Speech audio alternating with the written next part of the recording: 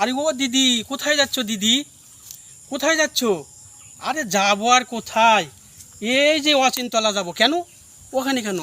আরে তোমার সাথে কে দিদি ওটা? আরে বাপ রে বাপ, মানুষ না ওটা কি জলহস্তি গো? না না, মানুষই, কিন্তু এত বড় পাহাড়ের মতো কেন?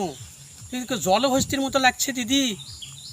দিদি, আমি তো ওনার বাড়িতে আমার যেতে পারলে খুব ভালো হতো। একটু চলো না দিদি, একটু যাই। আরে যাবো কি করে?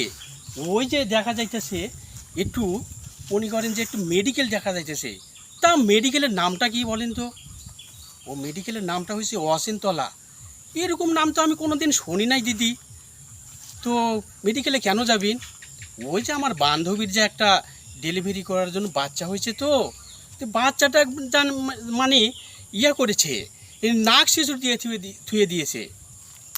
নাক শিশুর আবার কী জিনিস?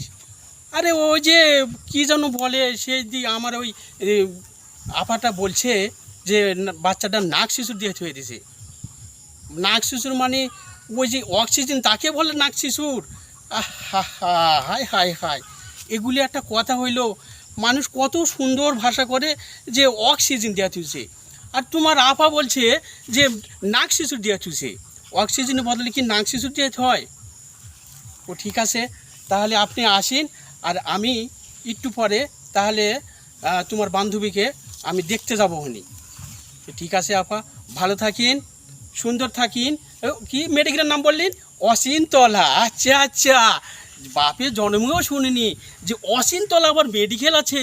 এটা আবার কোন জেলায় গো? ও, বাঁকুড়া জেলা। আচ্ছা আচ্ছা, ঠিক আছে। আচ্ছা ঠিক আছে, ভালো থাকেন, টাটা।